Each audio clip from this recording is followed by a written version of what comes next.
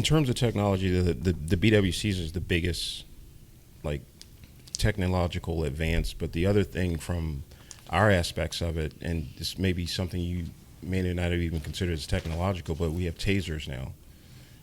That's an electronic weapon that was not. It was brought into policing in the 90s and kind of escaped away from the 2000s, and now we have them, and it's another avenue to take, as opposed to taking another form of lethal force or less lethal force or whatever the case may be. So that's a technological advancement. But just the access of information, we have tablets in our cars, the information we can access about an address before we get there. The dispatcher has more information. The officer has information. He has, like I said, again, the tablets are a lifesaver when they're working. That's another technology. But yeah, I mean, it's the instant aspect of it. It was like we want it now. We want it yesterday, and some of those things, work to our advantage. Like I said, the BWCs are probably the biggest one. That's huge. That's been the most, in my opinion, the most helpful. So I don't know if I answered your question. You did. And also I want to say one last thing. Yeah. I hope if I ever get in trouble in DC that you are the cop that pulled me up, because you're very nice. So thank you for coming on our show. I try to be nice. I wouldn't be scared of you. Do you love? No. Do I love? I do. Gabby. Sure. Pull the mic to you. Sorry. So you were talking about like the homicide that you had, your first.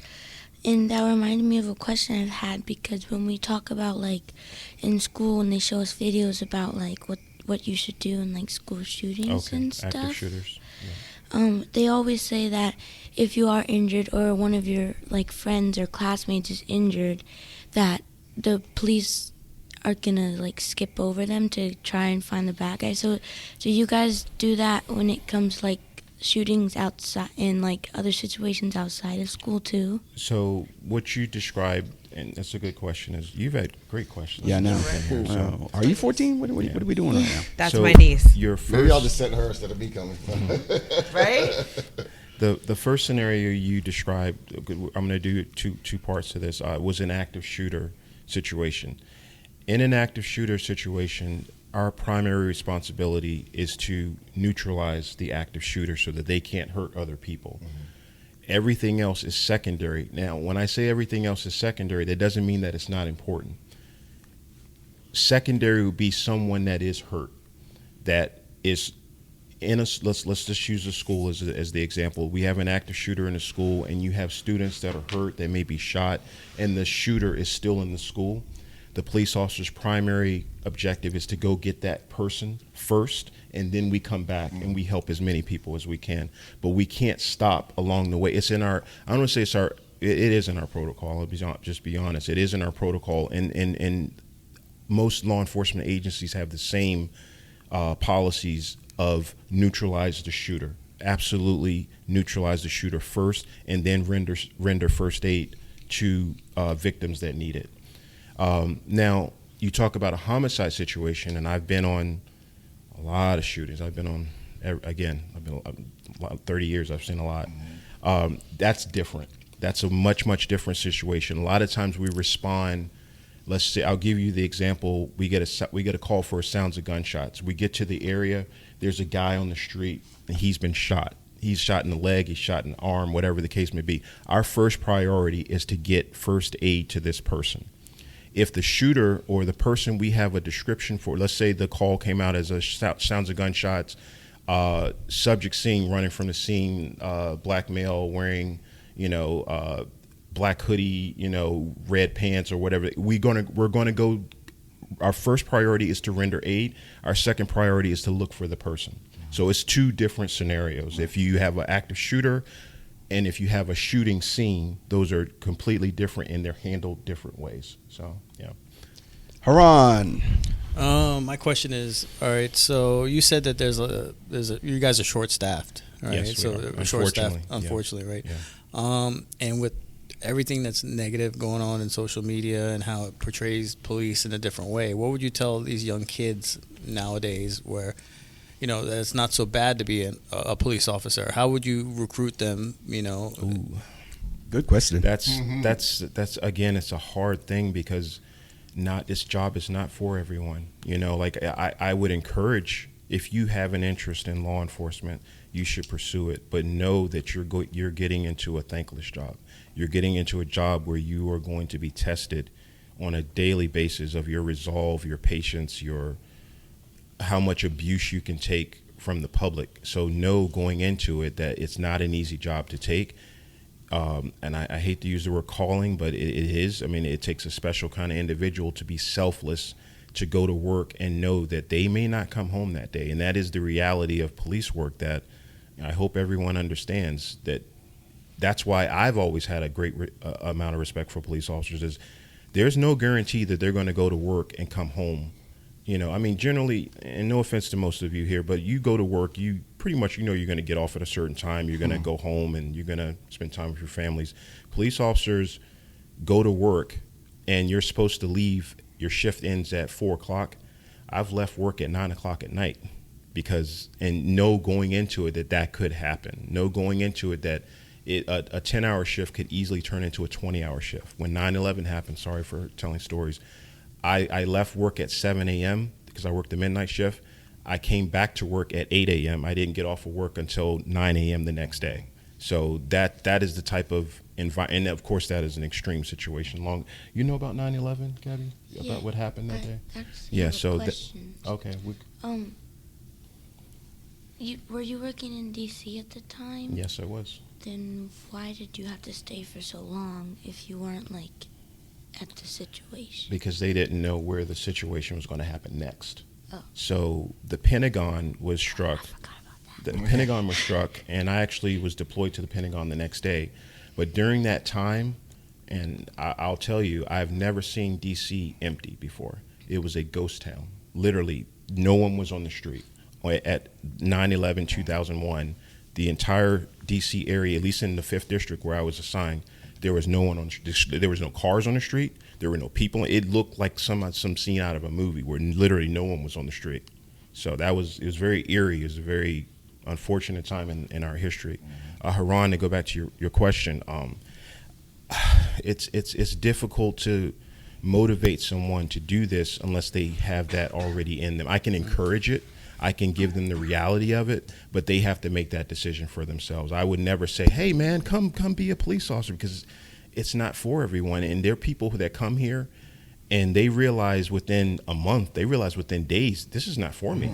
And I actually, and no offense to them, I don't want them here, because if this is not for you, you should not be here, because you're going to get yourself hurt or killed. You're going to get someone else hurt or killed, or even worse, get a citizen hurt or killed. So I only want the people that have a strong inclination to wanting to be in law enforcement to do this job. So is there a large turnover? Turnover in sense of People coming in and then quitting? Yes, unfortunately, especially in some people.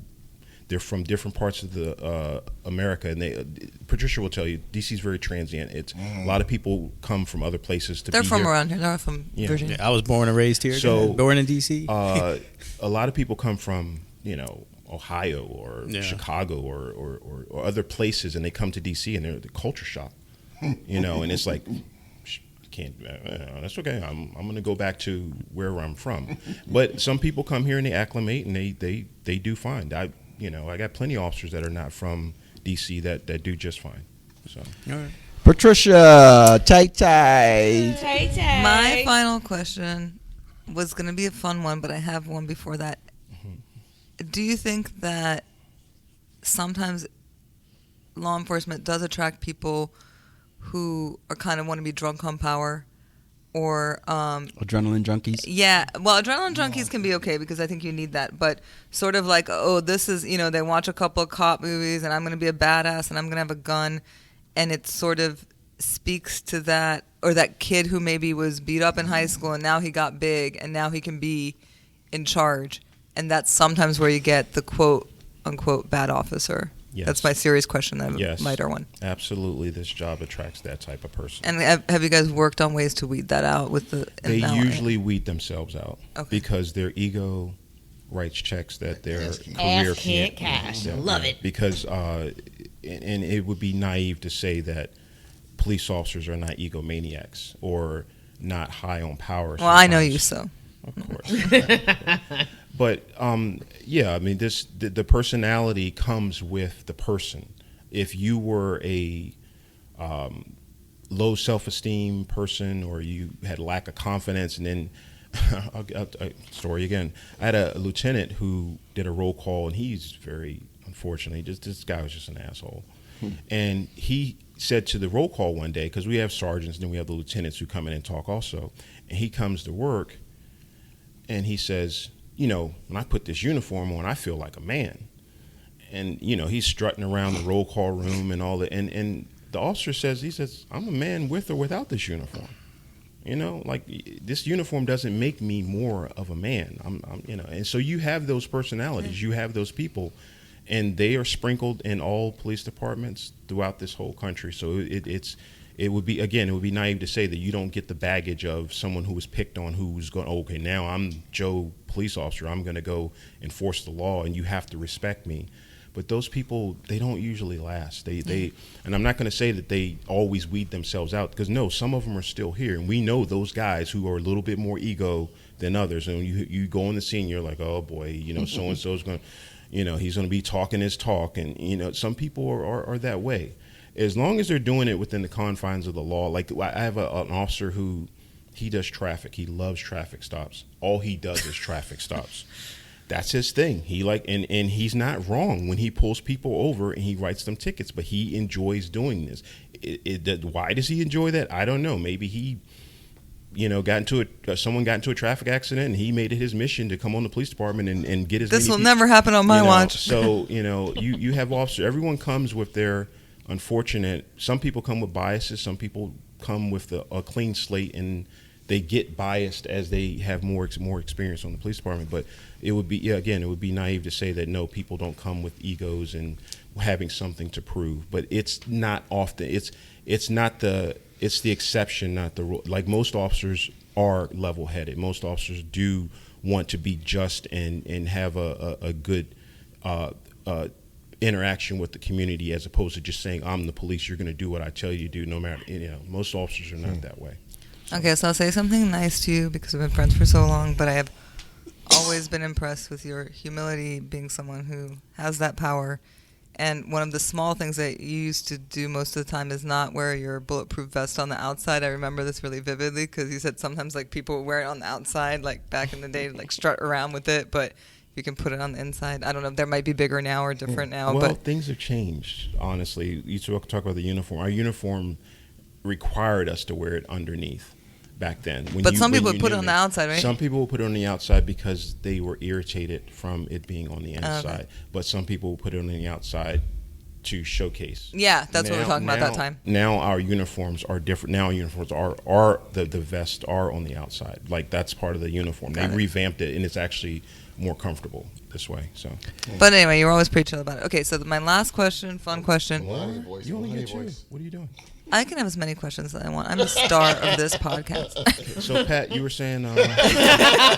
shoot her down a little bit. In your opinion, what is the most accurate cop show that's been on TV? Ooh. Oh, that's a good question. Reno 911. No, I'm just...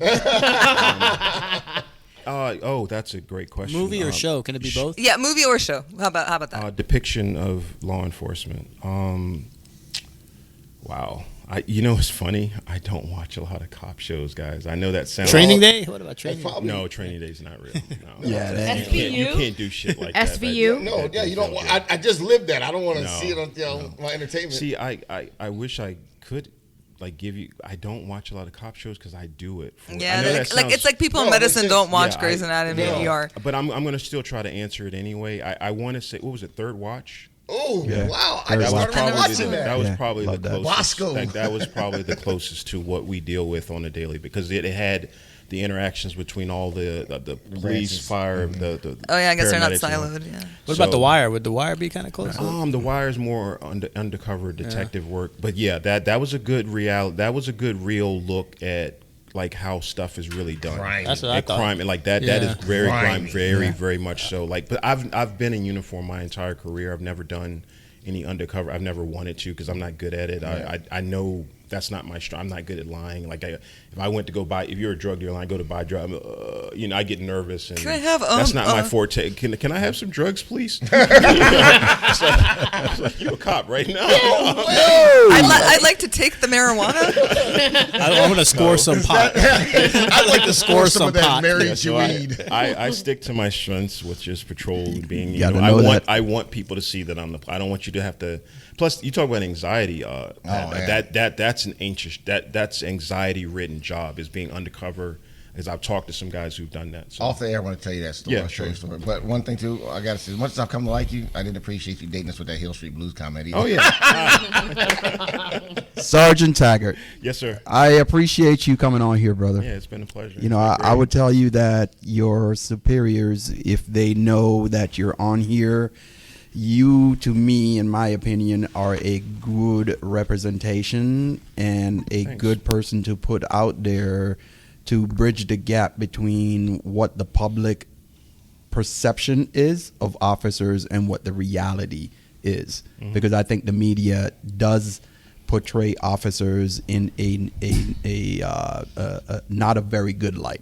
It happens. So on I try to close out every podcast by saying this. On Real Energy Podcast, we like to serve a purpose. So we're going to give you a platform right now, right here, to whatever message you would like for the viewing, listening public to learn and educate themselves about police. You've told us a lot, and you've changed my mind a little bit on certain things. I'm still a little bit biased, but it's all No, good. you're entitled to your opinion. It's Exactly. not even biased. It's just your opinion. Exactly. So the platform is yours, my friend. Close this thing out. Let us know what you would like to impart on us. Okay. Well, thanks for having me.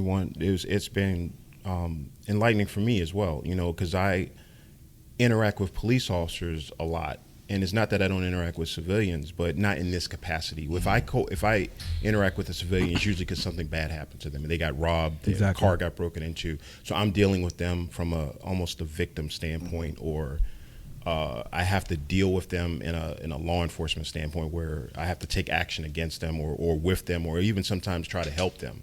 So this has been great for me just to have a conversation with just regular people, just talking about law enforcement. So I appreciate you guys having me.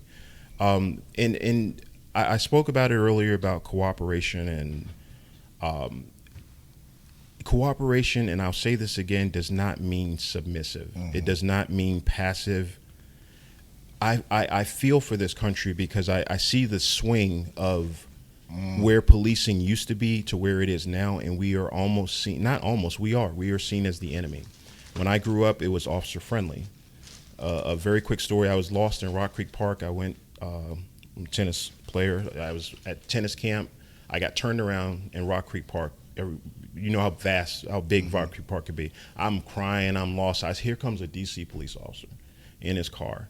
I wave him down, and I'm like, I'm lost. And he calmly, where are you trying to get to? He took me to the bus, and this was nothing for him, but it meant everything. I'm 14 years. I still remember this to this day. It meant everything to me. He took me to the bus stop. He says, "Are you okay? Do you need me to give you?" I said, "No, I got turned around. I didn't know which direction. I'm walking around Rock Creek Park for like 20 minutes. Don't know where I'm going." He took me to the bus stop, asked me, "Did I have bus money?" And I'm like, "Yeah, I'm okay." And he said, "You sure you're okay?" And it was a positive interaction that I had with a police officer, and I'll never forget that experience. If you have an interaction with a police officer, just try to use a little patience too. As much as we need to have patience, you need to have patience too. Do not fight that fight, whether it be physical, because you are going to lose. I hope it doesn't become physical. When you put your hands up or you resist to an officer, you have basically said, and I'm not saying that it's right to do this, but you have basically said to the officer, okay, you can do whatever you need to do to me to put the handcuffs on me.